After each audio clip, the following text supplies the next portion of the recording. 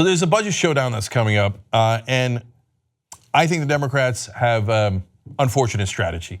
And Just Democrats are the strong progressive wing of the Democratic Party, and they're concerned that it's not a great strategy. And so what they're asking you to do is get involved and sign a petition. So the better strategy, we believe, is to ask for more. Now, this is a mistake that Democrats did all throughout the Obama era. They would ask for less, and then they would settle for even less, and the negotiations would go from bad to worse. So right now, the Democrats are asking for the DREAM Act in return for authorizing the budget, because the Republicans do need Democratic votes to pass the budget. Why ask for only one thing? So that sets up a situation that's binary. Either we win and get the DREAM Act, or the Republicans win and kill the DREAM Act. Now, what do you think Trump's gonna do under those circumstances? What do you think his base is gonna ask him to do under those circumstances? They're gonna say, don't ever give the DREAM Act to the Democrats. So why are you starting with that position? Why don't you ask for things that the American people totally agree with, that are wildly popular? And maybe you can get a couple of them. I would argue you should get all of them. Now, we're not asking for 87 things. We're asking for 3 incredibly simple positions. One is, yes, the DREAM Act. By the way, the DREAM Act has enormous popularity throughout the country. 84% of Democrats and even 60% of Republicans support the DREAM Act. Did you know that?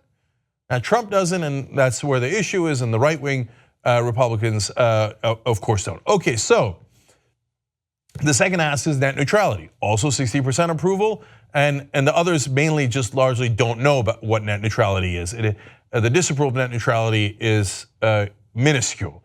So a very, very popular provision. Lastly, protecting Social Security and Medicare. That has 90% of Democrats and 80% of Republicans agree. It's the simplest thing in the world. Hey, let's put into the budget that you are not going to cut Social Security and Medicare. And in fact, you would need a 2/3 vote to cut those. Well, 80% of Republicans agree, so what's the problem? Ask for more, it's not that complicated. So look, one of the ways that we put pressure on the Democrats to put pressure to get the right things, to fight for us, is to do these petitions. We did this for Medicare for All. It made, I would argue, a big difference. So everybody go to justdemocrats.com/AmericansAgree.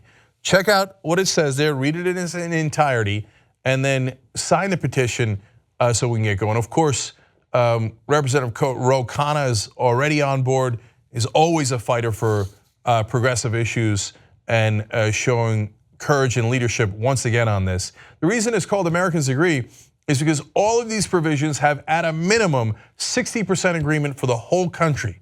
It is not a tough ask. In my opinion, in the opinion of the Just Democrats, and I would dare say most of the progressives in the country, this is the minimum we should ask for. And I don't know why we're asking for only one thing when they need our votes. Stop letting them take hostages, fight back, and fight for incredibly popular positions which happen to be progressive.